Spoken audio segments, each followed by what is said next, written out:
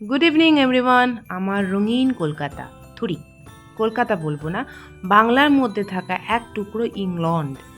আজকে আমি যাচ্ছি এমন একটা জায়গায় যেখানে গেলে মনেই হবে না যে আমি কলকাতায় আছি বা বেঙ্গলে আছি।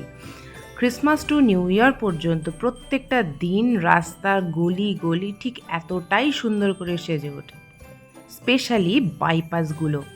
মাঝে মাঝে আমি বুঝতেই পারি না গোটা বেঙ্গলের মধ্যে শুধু এই জায়গাটাতেই কেন এত বেশি বাড়াবাড়ি ক্রিসমাস নিয়ে।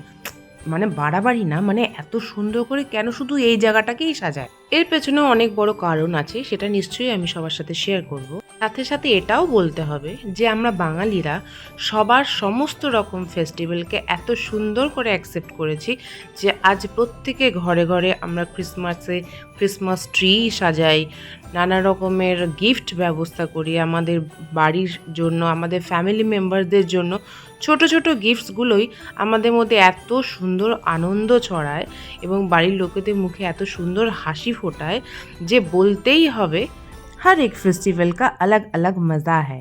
क्रिसमस में अच्छा प्लम केक बनाना, अपने हाथों से फैमिली मेम्बर्स को खिलाना, छोटा छोटा गिफ्ट देना एक बहुत ही मज़ेदार एंड कलरफुल फेस्टिवल है। तो मेरे हिंदी व्यूअर्स के लिए दोस्तों, आज मैं आई हूँ बंगाल के ऐसे एक जगह पे जो क्रिसमस में बहुत ही शानदार तरीके से सजाया जाता है, and that is park street. आप लोग बोल ही सकते हैं कि क्यों पार्क स्ट्रीट ही इतना अच्छे से, इतना शानदार तरीके से सजाया जाता है, बाकी कोलकाता में नहीं होता है। हाँ होता है, छोटा मोटा सारे जगह पे ही होता है, हमारे घर पे भी होता है, पर ये जगह थोड़ा खास है। Actually Kolkata emerged as the capital of British India until 1911.